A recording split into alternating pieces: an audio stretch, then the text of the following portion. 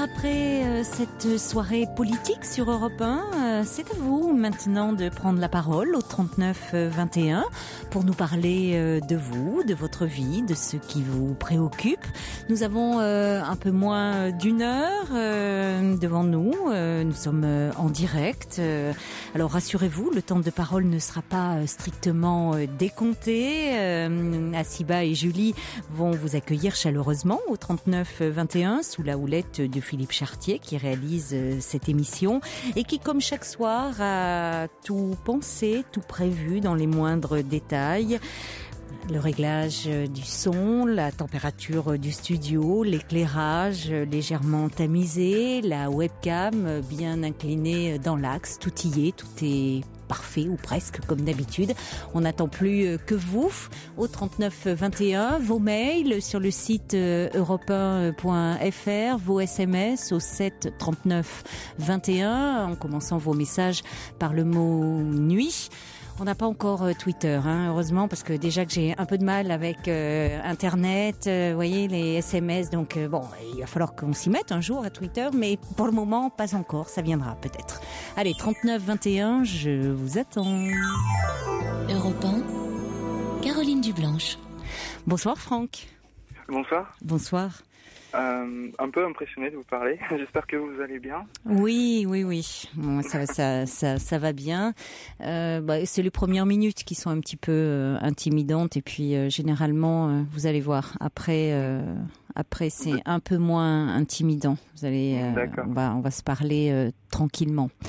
Alors, vous avez 24 ans. Oui, voilà. Donc, je suis de Saint-Brieuc. Oui.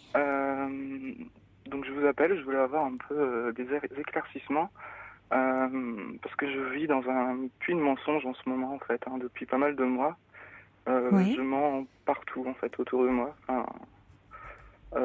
Un exemple sur d'un point de vue professionnel. Oui. Eh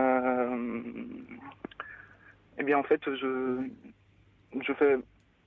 je fais croire que j'ai un travail, par exemple, et en fait, le matin, je pars, en fait, mais je n'ai pas de travail, par exemple. Donc, des fois, je m'en vais, je sais pas où je vais, et voilà, et je reviens le soir. Enfin, c'est un exemple, mais... Oui, c'est un exemple important, hein. Oui. Oui. Et quand, par exemple, j'ai un nouveau job, en fait, je reste que quelques jours. Au bout d'un petit moment, je ne peux plus y aller, en fait. Pourquoi ? Je ne sais pas, j'arrive plus en fait, mais c'est pareil avec mes conquêtes amoureuses par exemple aussi en fait. C'est le même souci au bout de quelques jours ou de quelques semaines, je donne plus de nouvelles d'un coup, sans prévenir d'un coup et je n'existe plus en fait. Voilà. En gros. Qu'est-ce que vous voulez dire par vous n'existez plus ? Je m'efface en fait. C'est comme si j'étais simplement un lieu de passage, ou je sais pas comment on pourrait dire, quelqu'un qui passait dans la vie des gens. Et qui... Vous avez du mal à vous sentir, vous, exister ? Je sais pas, peut-être, oui, peut-être. Mais du coup, ça me force à mentir en fait et à toujours repousser repousser les fautes, etc. Enfin, c'est un peu... Excusez-moi, je suis encore sous l'intimidation de la radio. Non, je comprends. C'est donc, et là, pourquoi faites-vous croire que vous avez trouvé du travail ? À qui faites-vous croire ça ? À votre famille, à vos amis ? Oui, aux deux. Parce que vous avez du mal à dire que qui je suis en fait, je pense que oui. Je suis dans le moment. Mais est-ce que vous savez vraiment qui vous êtes ? Est-ce que vous êtes un peu perdu en ce moment ? Depuis un moment ?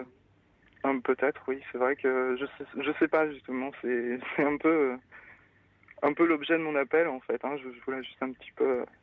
Qu'est-ce que vous faites, par exemple, quand vous dites que vous partez ? Vous faites comme si vous vivez seul ou vous vivez chez vos parents encore ? Non, je vis plus chez mes parents. D'accord. Mais vous faites néanmoins comme si, parce que c'est ça ce qui m'a m'a marqué, c'est que j'ai pensé que vous viviez encore chez vos parents, parce que vous dites que vous vous levez le matin néanmoins et vous dites voilà, la journée se passe, enfin dites faites un peu n'importe quoi. Qu'est-ce que vous faites alors en attendant que le temps passe? Comment ça se déroule une journée? Ça varie en fait, hein. C'est très vague, ça dépend. Ça dépend de l'humeur du jour. En Oui. fait, c'est vrai que le matin, je mets mon réveil, comme tout le monde. D'accord. Je réponds à quelques offres d'emploi en 1 heure de temps. Et après, je pars. Enfin, et encore, des fois non. Et je pars toute la journée et je reviens le soir. Ensuite, lorsqu'on me pose des questions sur mon job et tout, je dis, j'invente des choses, ça s'est passé de telle façon, etc. Enfin, voilà. Et la journée, qu'est-ce que vous faites? Vous vous promenez? Oui, je vais à divers endroits. Et vos pensées, c'est comment? Vous êtes un peu dans quel état d'esprit? Vous vous sentez comment? Quelle est votre humeur? Je suis un peu, pas dans la lune, mais je suis un peu dans un autre monde des fois, en fait. C'est par exemple, j'aime en fait, j'amène de quoi écrire et j'écris toute la journée, quoi, des fois. Oui, qu'est-ce que vous écrivez? Ça dépend, pas mal de choses. Ça a un peu de tout, en fait, ça dépend. De l'humeur, en fait. Oui, mais vous vous écrivez, c'est-à-dire sur ce que vous ressentez, ou c'est quoi? C'est un monde imaginaire? C'est quoi? Vous écrivez, ça porte sur quoi, vos écrits? Des choses qui peuvent me toucher de près ou de loin, en fait, hein, donc essentiellement. Donc... Sur votre vie, Oui, mais c'est jamais, en fait, ce que j'écris, c'est jamais c'est jamais moi, en fait. C'est toujours quelqu'un d'autre, en fait. C'est pas moi qui ai raconté dans ces choses-là. C'est un personnage. Oui, voilà, ce sont des personnages à chaque fois. C'est comme un roman que vous écrivez. Oui, voilà. Des romans qui, des fois, sont mis en musique parce que, en fait, je fais un peu de musique et du coup, ces écrits, des fois, servent à la musique, en fait. Vous composez aussi? Des fois, oui, aussi. Bon. Enfin voilà, je m'enferme dans une sorte de bulle et je suis obligé de mentir aux autres pour... Vous vous coupez un peu de la réalité? Ouais, un peu. Ouais. Des fois, je me souviens, je me suis assis à un café avec avec mes écrits et je regardais tout le monde passer, en fait. Je faisais rien. Je m'imaginais, moi, le point fixe là, qui bougeait pas. Et je voyais tout ce monde qui bougeait autour et je me sentais un peu inutile, en fait, par rapport à tout ça. Du coup, ça... C'est pas une pensée très agréable, ça? Ah oui, non. Non. Un peu perdu dans toute cette agitation. Comme si ça n'avait pas vraiment de sens, quoi. Vous vous demandez qu'est-ce que vous faites là? Oui, voilà, qu'est-ce que je fais là? Et même quand je suis au travail, des fois je me dis, mais qu'est-ce que je fais là? Enfin, c'est pas... Et qu'est-ce que vous avez fait comme travail jusqu'à présent? Ce sont plutôt des jobs dans le commerce, en fait, hein, avec beaucoup de relations clientèle.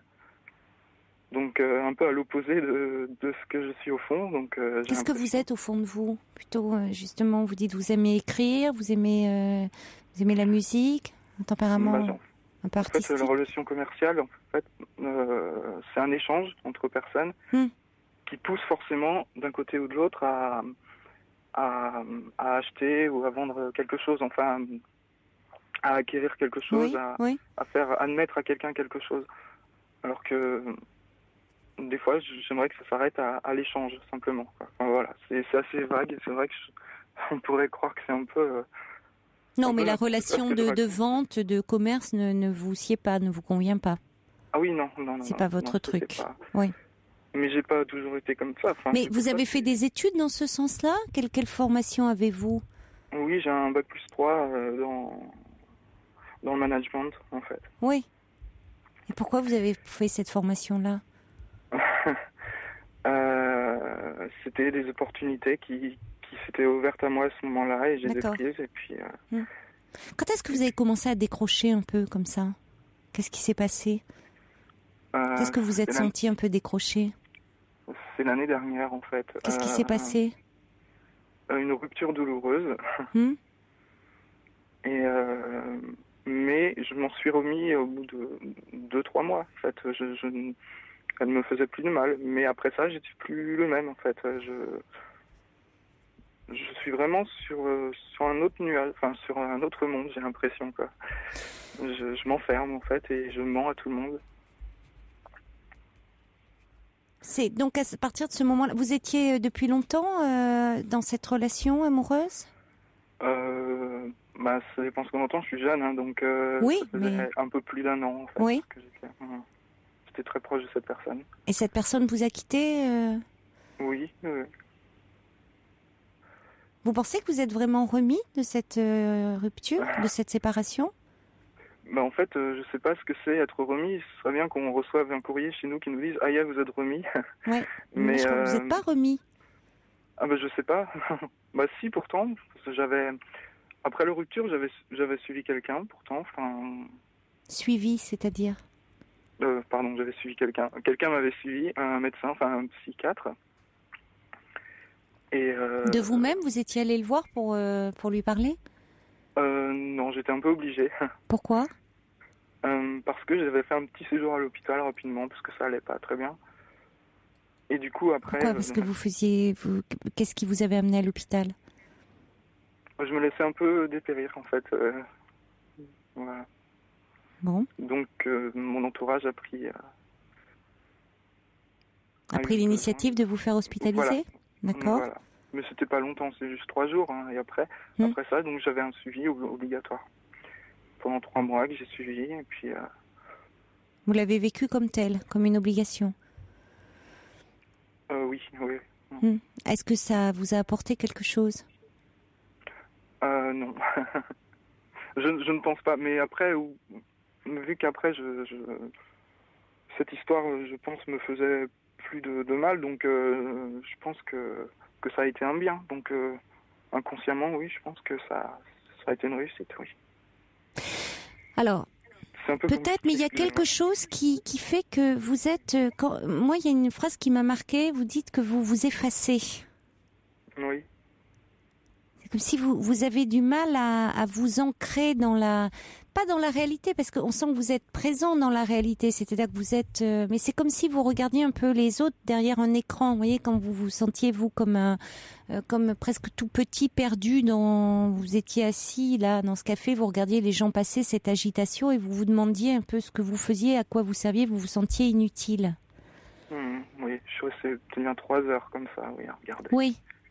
Là, il y a quelque chose, et effectivement, ça va pas de rester comme ça à 24 ans, ne pas avoir vraiment de projet, ne pas être porté par quelque chose, ne pas arriver à, voyez, pour le moment, vous n'arrivez à rien investir.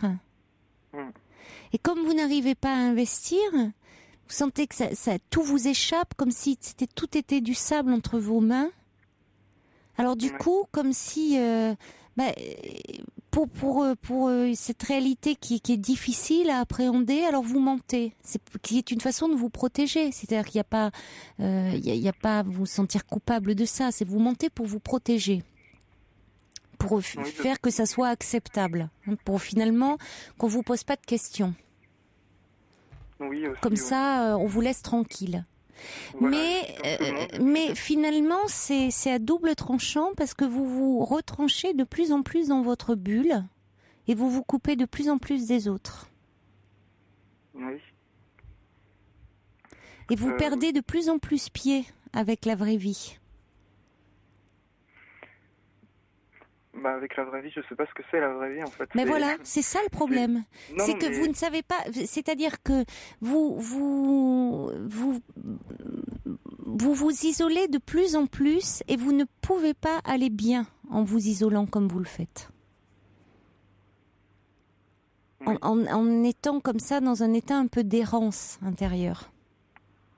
Il y a quelque chose d'un peu déprimant dans cet état, d'un peu dépressif, d'un peu, vous voyez, il n'y a pas, je sais pas comment dire, d'un peu, d'un état, il y aurait lieu. Alors vous l'écrivez, mais ça serait bien que vous ayez, en écrivant, vous restez quand même dans un tête-à-tête avec vous-même.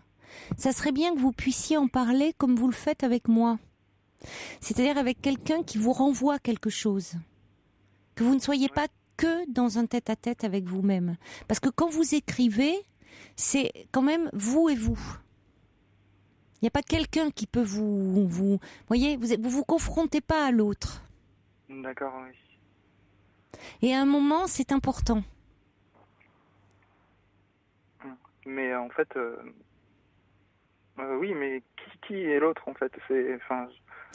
Qui est l'autre? C'est-à-dire que je pense qu'il faudrait que vous voyez quelqu'un, que vous soyez un peu aidé. Alors, je sais pas, vous avez vu à un moment ce psychiatre, visiblement avec lui, ça collait peut-être pas tant que ça. Oui, que vous voyez un thérapeute. Personne. Comment?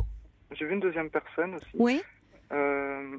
Donc, elle, c'était une personne avec qui je travaillais sur... c'était une psychologue, en fait, avec qui on travaillait concrètement sur les choses. Par exemple, je sais pas dire non, en fait. Et on travaillait concrètement. Elle me disait d'aller dans tel endroit, par exemple, d'inciter, par exemple, d'oser dire non, en fait, aux gens, en fait, concrètement.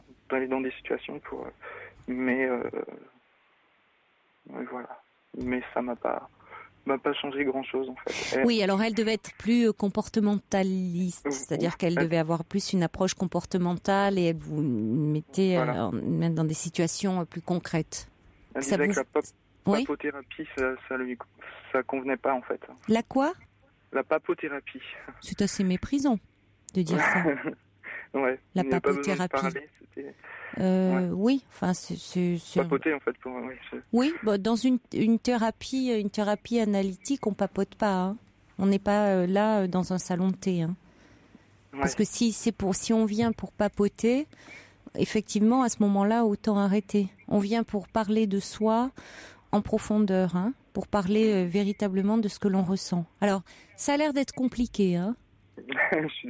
Oui, non, il n'y a pas à être désolé. C'est un fait, c'est compliqué. Ça, il y a quelque chose qui, c'est compliqué parce que depuis un moment, il y a quelque chose. Vous avez un peu décroché, où vous vous êtes effectivement replié, où vous vous êtes replié dans une bulle qui vous protège et en même temps une bulle qui vous isole et qui vous étouffe. C'est à double tranchant. C'est pas la vie, ça.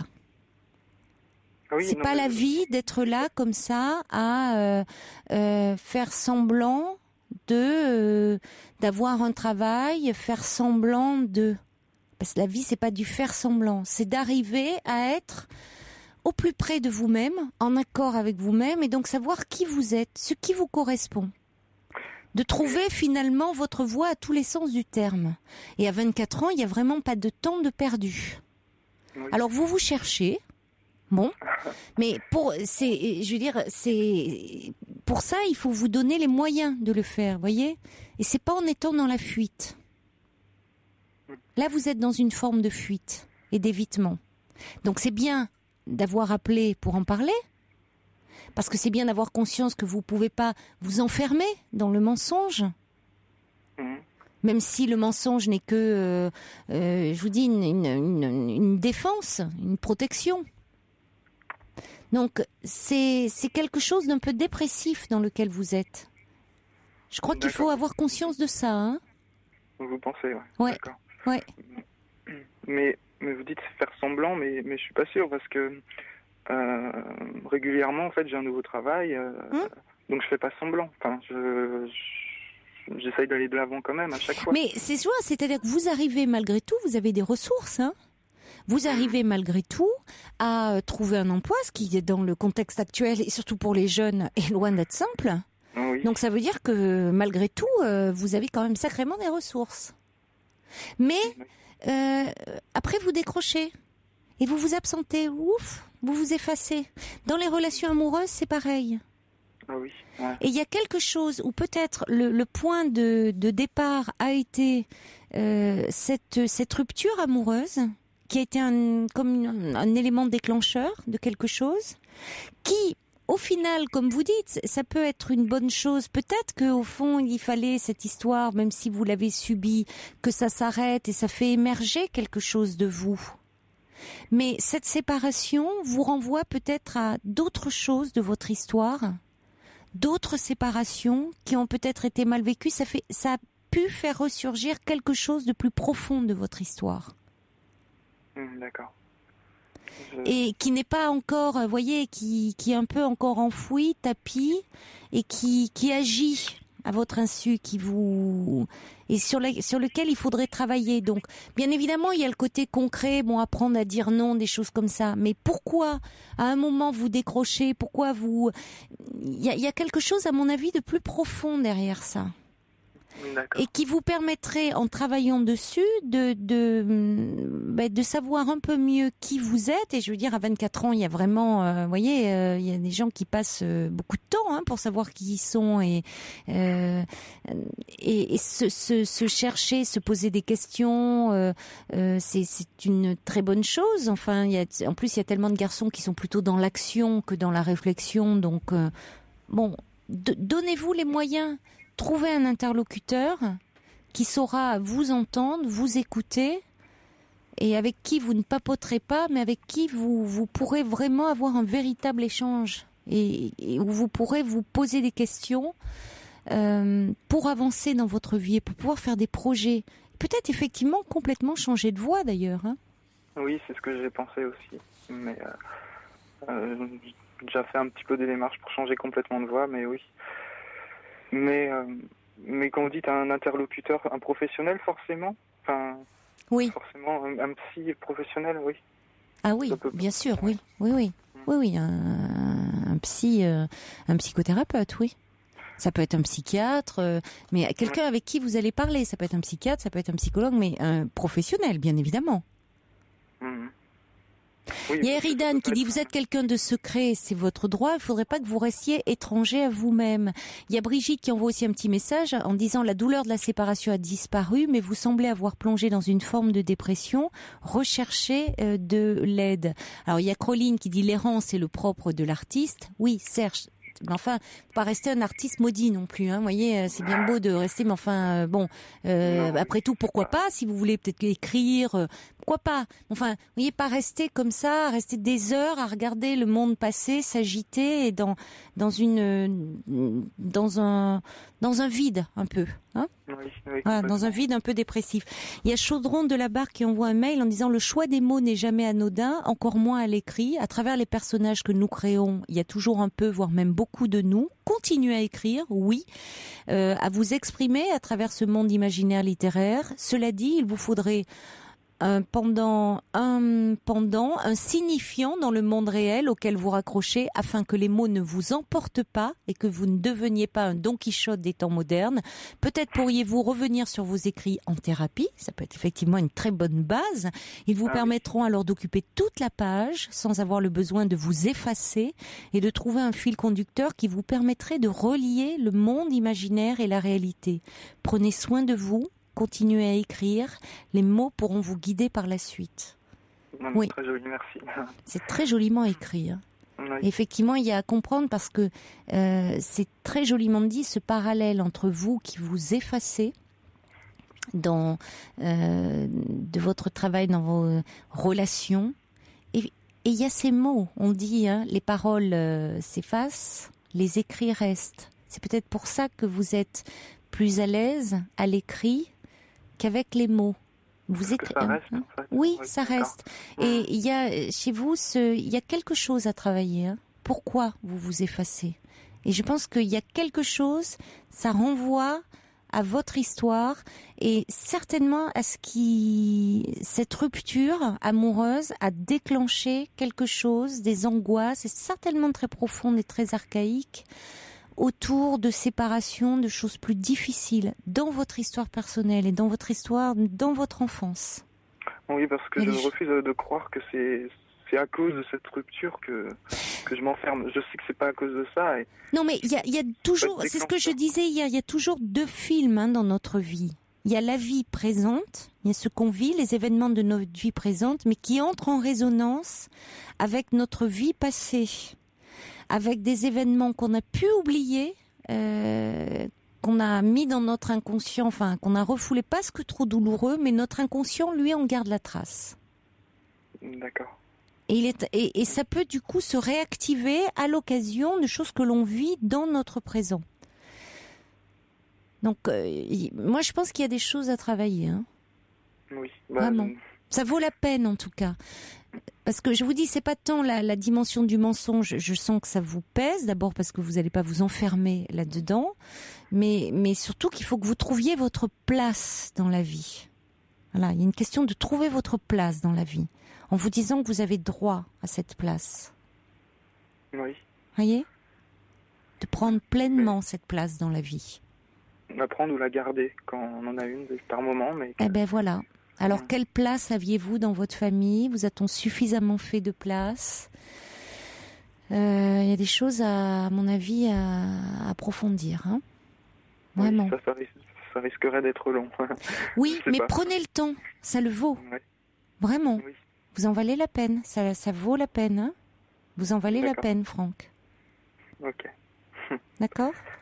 Oui. Ne vous enfermez pas dans votre bulle.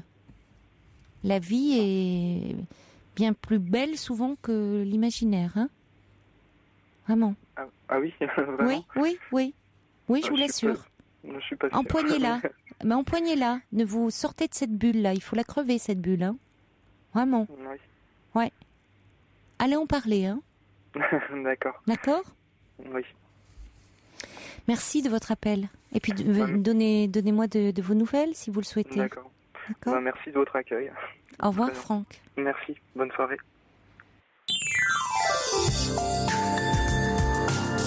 Jusqu'à 1h sur Europe 1, Caroline Dublanche. Pour intervenir dans l'émission, appelez le 39 21 34 centimes la minute.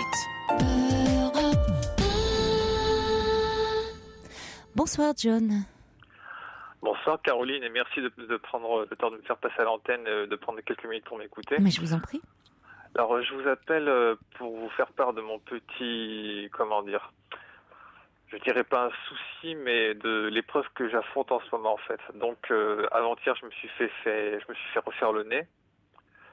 Oui. Suite à une déviation de la cloison nasale, et également pour des raisons esthétiques sur lesquelles on reviendra peut-être pendant la conversation. Bon, là, donc, je porte le plâtre sur le nez que je me fais retirer la semaine prochaine. Et si vous voulez, les heures et les jours passent et j'appréhende le moment où on va me retirer le plâtre, enfin le pansement. Enfin, j'ai peur de rencontrer des difficultés pour m'habituer à ma nouvelle apparence, en fait. Et ça, je le réalise que maintenant que l'opération a eu lieu. Enfin, si vous voulez, je pensais m'être bien préparé psychologiquement avant que l'opération ait lieu, puis je me rends compte qu'il y a des choses dans la vie qu'on ne peut réaliser qu'une fois qu'on est en train d'affronter l'événement, que lorsque l'événement a eu lieu, quoi. Enfin, je sais pas si vous voyez ce que je veux dire. Oui, vous avez peur tout ça pour vous dire, pour vous simplifier un petit peu la tâche, peut-être que j'appréhende c'est surtout le moment de retirer le plâtre, en fait. Voilà. Vous avez peur de cette image de vous dans le miroir de ce... Non, j'ai pas peur, si vous voulez, parce que... Vous avez peur de quoi ? Ce que j'ai cherché, c'est une petite amélioration, entre guillemets. Oui, parce que si c'est vous aviez une déviation de la cloison nasale, c'est-à-dire qu'on vous a pas, on vous a pas refait le nez, c'est-à-dire qu'on vous l'a, il était un peu dévié, on vous l'a remis un peu droit, c'est ça ? Non, c'est pas ça. En fait, il y a l'aspect fonctionnel auquel vous venez de faire allusion et aussi esthétique, parce que c'est vrai qu'à la base, il y avait surtout la déviation de la cloison nasale. Oui, qui crée des complications parfois pour respirer. Absolument. Mais autant que j'ai aussi voulu, je reconnais, me faire refaire un petit peu le nez, en fait, parce qu'il était un peu long et grand, et si vous ajoutez à cela effectivement la déviation de la cloison, c'était pas top, quoi. Donc effectivement. On a fait d'une pierre deux coups, entre guillemets, donc la remise en place, plus la modification morphologique, entre guillemets. Oui. Donc voilà, j'appréhende un petit, je sais que je me répète, excusez-moi, mais j'appréhende un petit peu le moment où le médecin va me retirer le pansement. De quoi vous appréhendez de vous trouver différent, de ne pas vous reconnaître, de ce nouveau-né en face de vous, comme un corps étranger finalement? C'est ça. Comme un nez, on dit, ça se voit comme un nez au milieu de la figure. Donc, c'est ça. Cette expression familière, c'est-à-dire, c'est ça, c'est vous et pas vous, quoi. C'est ça, voilà. Un peu une inquiétante étrangeté. C'est ça. Et vous en aviez parlé avant avec le chirurgien esthétique? Vous aviez rencontré quelqu'un? Vous avez pu...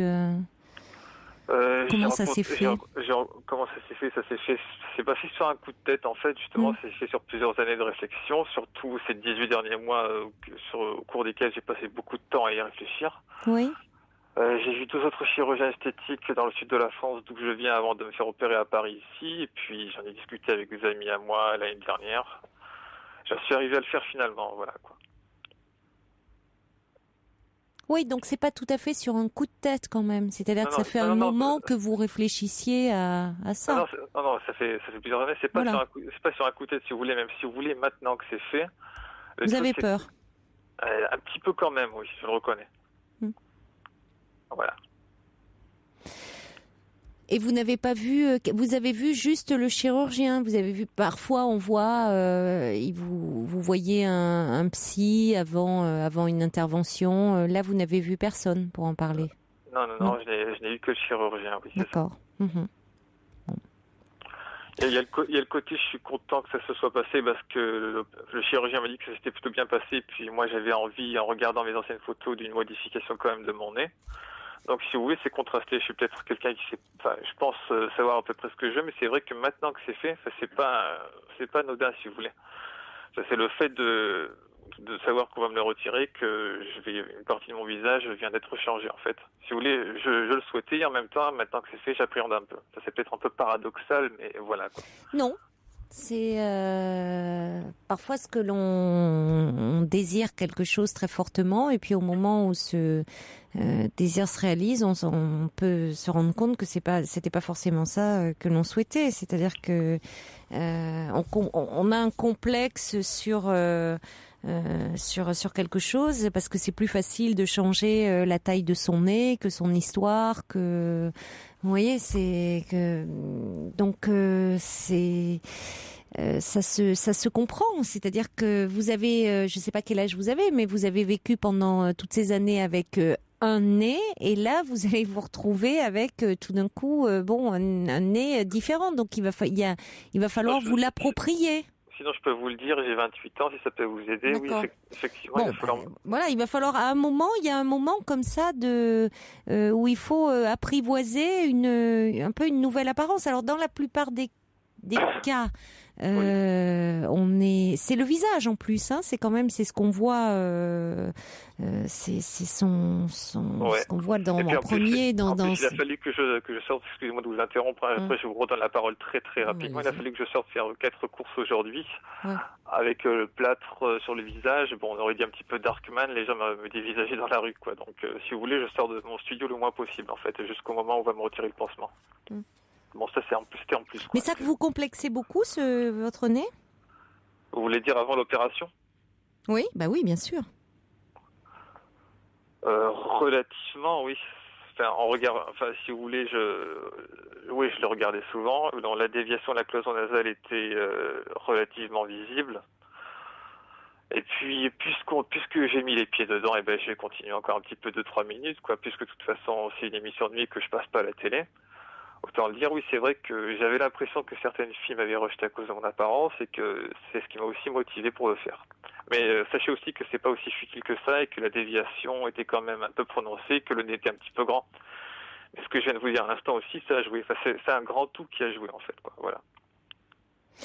Oui, non, mais je pense que c'est tout sauf futile. Hein. Quand je vous entends parler, on sent bien qu'il y a derrière beaucoup d'angoisse. Et puis bon, voyez, vous pensez que certaines filles vous ont rejeté à cause de la taille de votre nez? J'en suis quasiment certain, oui. Enfin, les femmes peuvent faire, excusez-moi, je parle peut-être trop pas pour vous, je voudrais pas avoir l'air d'être agressif envers la gente féminine, mais les femmes peuvent dire, oui, nous on est différentes, on regarde pas que le physique chez les hommes, c'est plus profond, etc., etc. J'ai un peu l'impression que vous êtes comme nous sur ce point, en fait, et que l'apparence passe avant le reste. Enfin, un peu comme avec les hommes pour les femmes. Je peux me tromper, mais j'ai l'impression que les femmes sont plus portées sur le physique qu'elles veulent bien le faire croire, quoi. Écoutez, un physique compte évidemment dans une rencontre, mais qu'on soit un homme ou une femme. Mais après, si vous voulez, il y a tous les physiques dans la nature, et il n'y a pas que les physiques de mannequins qui trouvent chaussures à leurs pieds. Hein. Donc, ça veut dire que il y a des personnes qui ont de grandes oreilles, de grands nez et autres, et qui, parce que les autres vont quand même, parce qu'elles les aiment, les trouver beaux. Donc, oui, si j'ai vous voulez, entendu ça. mais on s'accroche à un défaut physique parce que je vous disais, il est moins douloureux de s'en prendre à la taille de son nez, par exemple, qu'à son histoire. Et on oublie une différence qui est pourtant essentielle, c'est le corps que l'on a en réalité, la tête que l'on a en réalité, et l'idée que l'on s'en fait dans sa tête. Ça va déterminer la façon dont on se voit et ça dépend toujours de la façon dont on a été regardé. Moi, je pense que si dans son enfance on a été beau pour quelqu'un, on pourra jamais se trouver tout à fait laid. Mais il y a des parents qui parviennent pas à trouver leur enfant beau parce que même ne s'aiment pas. Et ils vont leur transmettre aussi tout ça. Oui. Donc je pense que vous avez fait à un moment une fixation sur votre nez, à un tel point que vous pensez que des femmes vous ont quitté parce que votre nez était trop long. Enfin, je veux dire, on voit des tas d'hommes, alors que elles ont pu vous quitter pour des tas d'autres raisons que votre nez, à mon avis. Mais simplement, il y a une part de vous ne vous aimez pas et vous focalisez sur votre nez. Non, c'est pas aussi simple, si vous voulez, parce que j'étais prêt à m'y faire, si vous voulez, mais comme je vous le disais, il y avait cette déviation de la cloison, et puis pour reprendre ce que vous venez de dire... Faudrait que vous lisiez Cyrano, hein. Oui, j'ai déjà lu, même si ça fait longtemps. Bah oui, mais bon. Mais pour reprendre ce que vous disiez, donc vous disiez que je pensais que des filles avaient pu me quitter par rapport à la taille de mon nez, c'est ça que vous venez de dire. Je pense qu'elles sont carrément pas sorties avec moi à cause de ça, en fait. C'est ça que je suis en train de vous dire, c'est un peu plus grave que ça. Oui, mais parce que je pense que j'entends bien que vous êtes convaincu de ça. Très bien. Et donc, quelle serait votre interprétation alors ? Moi, je pense que c'est vous qui, effectivement, faites une réelle fixation sur votre nez et que le problème est ailleurs et que d'ailleurs, maintenant que vous avez fait rectifier ce nez, c'est-à-dire que ce nez qui sera tel que vous le souhaitez, sans défaut, hein, je vais mettre entre guillemets apparente, donc ce nez qui serait parfait selon vos critères, vous vous dites, finalement avec ce nez parfait, tout devrait être parfait. Donc si tout devait être parfait, là finalement vous ne devriez plus avoir aucun problème de séduction. Et puis peut-être vous allez vous rendre compte, je vais pousser plus loin, je vais me faire l'avocat du diable, que ça sera pas forcément plus simple dans vos relations avec les femmes. Que vous aurez beau avoir un nez où il n'y aura pas de problème, voyez, il sera selon vos critères parfait, que pour autant, dans vos relations avec les femmes, dans les relations de séduction et autres, il va y avoir d'autres critères de séduction que votre nez qui entreront en ligne de compte. Pour les séduire. Et pour les garder. C'est pas pour ces critères-là que je me faisais le plus de soucis, si vous voulez. Je pense être un garçon relativement intelligent, attentionné, qui aime et respecte les femmes. Je pense pas avoir de qualités. Mais ça, c'est des qualités déjà, voyez, importantes. À supposer que je les ai vraiment. Après, il faudrait quelqu'un pour confirmer ou pour reconfirmer. J'estime les avoir en fait. Non, mais c'est bon. Bon, voilà, c'est juste que je suis certain de ce que je vous dis, Caroline. Je voudrais pas. Alors, il y a Brigitte qui dit, est-ce que vous avez eu des réflexions désagréables sur votre nez, qui vous ont choqué ? Oui, mais ça remonte, quoi. Si vous voulez, c'était à l'adolescence. Quand vous étiez ado, voilà. Mais ça compte au moment de l'adolescence. Voilà, ça peut marquer. Oui. Voilà, ça marque au moment de l'adolescence, parce que c'est un moment où on est très fragile, et où justement on doute beaucoup de soi, de son apparence. Donc ça marque. Oui. Si vous voulez, de la part de filles ou de garçons ? De garçons, mais si vous voulez, je pense à la légère, c'est plus les... Non, en fait, certainement pas. Je pense que vous n'avez pas pris ça à la légère, parce qu'à l'adolescence, ça marque beaucoup, ça. Oui, non, mais c'est vrai que ce sont les réflexions qu'on m'a faites sur mon nez, on a pu me les faire, on me les a fait quand j'étais adolescent, et c'est vrai que je les ai retenues, en fait. Elles sont restées ancrées en moi, oui, c'est ça. On peut dire ça comme ça, oui. Vous m'entendez bien, pardon ? Oui, je vous entends bien. Excusez-moi. Je pense que ça a dû beaucoup vous faire souffrir. Oui. Et si vous voulez, que vous n'avez pas, voyez, vous êtes resté fixer là-dessus parce que... Excusez-moi, ce que je voulais vous dire, c'est que j'ai 28 ans et quand même, pas toute l'expérience de la vie que je peux encore acquérir, mais quand même un minimum de recul. Les remarques blessantes qu'on a pu me faire quand j'avais 13-14 ans, si vous voulez, maintenant elles me passent au-dessus. Mais bon, vous savez, il y a des remarques que l'on a quand on est des remarques qu'on nous a faites quand on était enfant sur notre physique ou adolescent qui peuvent nous rester parfois toute une vie. Hein. D'accord, et pourtant, j'entends bien ce que vous dites, mais pourtant, je pense, quand je repense à ceux qui me l'avaient dit, à la période où on me l'avait dit, je pense que c'était de la pure méchanceté gratuite ou comme ça pour me vanner, en fait. Oui, mais pour autant, vous voyez, vous dites que les relations avec les femmes, si les femmes vous ont quitté, certaines, ou n'ont pas voulu sortir avec vous, c'était à cause de votre nez. Donc, vous liez le fait que si c'est ce problème-là. Vous savez pourquoi je vous dis ça, Caroline? C'est parce que elles m'ont dit que c'était pour ça. D'accord, elles vous l'ont dit. Elles disent je veux pas sortir avec toi parce que ton nez ne me plaît pas. Ah non, elles n'ont pas parlé de mon nez, elles ont parlé de mon apparence physique. C'était pas mon genre. D'accord, c'est différent. Ah oui, mais ça, tu n'es pas mon genre, ça peut arriver. C'est différent, ça. Si vous voulez, c'est arrivé souvent. Ça peut paraître un petit... Je voudrais pas tomber basculer dans le pathos, mais voilà, ça arrive un peu trop souvent par rapport à mon taux de tolérance. Alors, dans ces cas-là, eh bien, peut-être que, justement, aujourd'hui, si vous vous sentez, si c'était un tel complexe, peut-être que vous allez, au contraire, gagner en assurance.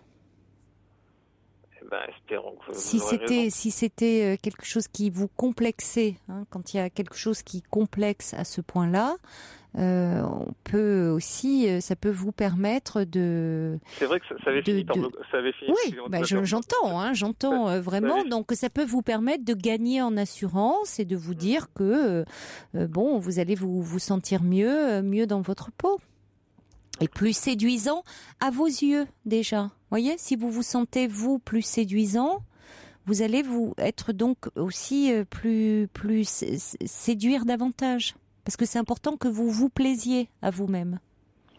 Justement, comme mon chirurgien me le disait, le droit de se plaire, c'est ça aussi, oui, peut-être. C'est ça, c'est qu'il faut que vous arriviez à vous plaire. Donc, que vous ayez peur, parce que effectivement, c'est au départ, quand on change, quand on modifie son apparence, il faut faire avec cette nouvelle apparence.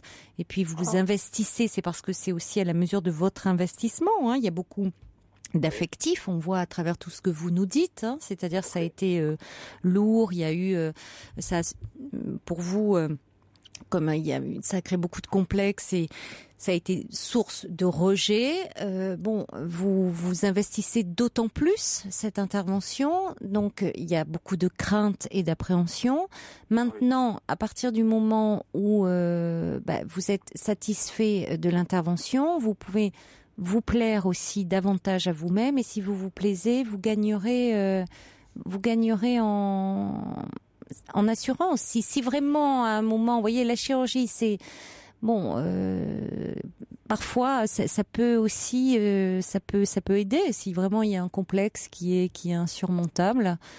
Si ça peut permettre de se sentir mieux dans sa peau, pourquoi pas pourquoi pas. C'est ce qu'il faut vous dire. Oui, je peux revenir dessus, à moins que vous ne soyez on va conclure, oui, parce que je vais accueillir quelqu'un d'autre. C'est pas que je manque de temps, mais j'avais promis à quelqu'un de l'accueillir aussi, donc je pense que voilà. Mais il faut accepter aussi maintenant. Vous allez l'enlever dans combien de temps? Dans 4 jours là. D'accord. Bon, écoutez, vous pourrez rappeler votre chirurgien et en parler un petit peu avec lui, le revoir. Très bien. Et même si j'ai le temps, je pourrais rappeler donc l'émission et puis vous dire comment ça s'est passé après que j'ai retiré. Je pourrais vous rappeler après en quelques jours et vous dire comment ça s'est passé après le retrait du pansement. Bien sûr. Mais en tout cas, je ne vais pas trop vous prendre votre temps. Alors, je vous remercie de votre écoute, de vos conseils, d'avoir pris le temps de m'écouter. Et puis, je vous souhaite une très bonne continuation et puis peut-être à bientôt alors. Bon, écoutez, alors à bientôt. N'hésitez pas à me rappeler pour me dire comment ça s'est passé. D'accord ? Merci beaucoup et bonne nuit. Au revoir. Au revoir, John.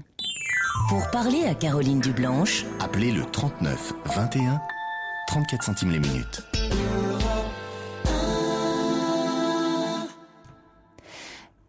Bonsoir, alors on me dit le Suricat, bonsoir. Bonsoir Caroline. Bonsoir. Enchantée. D'habitude, j'ai vos SMS, mais là, je vous ai directement en ligne. Mais écoutez, oui, c'est vraiment un honneur pour moi, vraiment. Ah ben, c'est un plaisir, surtout. C'est un plaisir. Alors, vous vouliez, il nous reste peu de temps, puisqu'il nous reste 5 minutes. Oui. Vous vouliez revenir sur un témoignage qu'on avait eu d'un jeune homme qui avait eu un coming out un peu forcé, puisqu'il avait participé à une marche des fiertés et puis il avait été pris en photo. Enfin, on avait pris la foule avait été pris en photo et il était en première page dans le journal. Et donc suite à ça, eh bien ses parents avaient donc découvert qu'il était homosexuel. Son père ne lui adressait plus la parole et sa mère disait bon bah écoute, on va te guérir, hein, on va te soigner, on va te guérir, voilà. Donc vous vouliez revenir un peu sur ce témoignage. Oui, bah en fait, moi, voilà, je suis gay également, mais en fait, ce qui m'étonne, c'est vraiment les gens qui apportent vraiment beaucoup d'importance aux marches des fiertés. Parce que bon, après, voilà, on est comme on est, et moi, ce qui me semble important, c'est de vraiment être soi-même et non pas, être habillé en cuir ou je ne sais quoi, ou défendre des choses qui, au final, moi, en tout cas, dans tout ce que j'ai pu voir au niveau des marches des fiertés, c'est que je me reconnais pas du tout, mais alors vraiment pas. Et c'est la raison pour laquelle, en fait, j'ai jamais participé à ce genre de marche. Je ne nie pas que ça peut faire avancer un petit peu les mentalités, mais vu ce qu'on voit, en fait, je pense que ça effraie un petit peu plus que ce que ça n'apporte en soutien. Enfin, voilà. Et tout simplement, moi, voilà, il n'y a pas que des garçons en cuir qui défilent dans les marches des fiertés. Ouais, Non. Ceci dit, ils sont quand même beaucoup plus rares les gens comme vous et moi, habillés vraiment tout à fait normalement, pas forcément efféminés, et puis des gens, vraiment normaux. J'aime pas non plus le terme normaux, mais ceci dit, à apparence un petit peu moins marquée, on va dire. Et là, c'est vrai que moi, c'est ce que j'allais dire. En fait, je vis à la campagne et pour rien au monde, je ne pourrais vivre à Paris. J'y travaille, c'est déjà bien grand. Ouais. Mais ceci dit, on a toujours été acceptés comme on est, en le disant, mais vraiment en disant voilà, je vous présente mon ami. Et les gens, au final, ne sont absolument pas choqués. C'est-à-dire que à partir du moment où on n'est pas trop marqué, qu'on respecte aussi les convictions des autres, je pense que voilà, ça aide aussi à nous faire accepter. Bon, après, je sais pas pour Guillaume, comment il est, comment il s'habille, s'il est très marqué, voilà. Mais ce qui est compliqué pour lui, c'est que c'est ses parents qui ne l'acceptent pas. Donc c'est d'autant plus difficile pour lui. Oui, bien sûr. Mes parents, en étaient à me dire de toute façon, si y a pas une fille à l'horizon, si vraiment t'es gay, t'es plus mon fils, quoi. Et au final, je pense être le préféré des 4 frères et sœurs. Et comment ça s'est inversé alors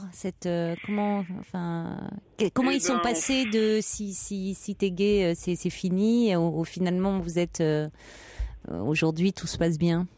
Qu'est-ce qui fait que vos parents pense que ça a mis un coup de mise à jour à ma mère, notamment. Bon, mes parents sont divorcés, mais au final, au niveau de ma mère, c'est vrai qu'elle était assez ancrée, parce que je viens d'une famille plutôt noble, avec des protocoles, avec des choses vraiment très mises en place et très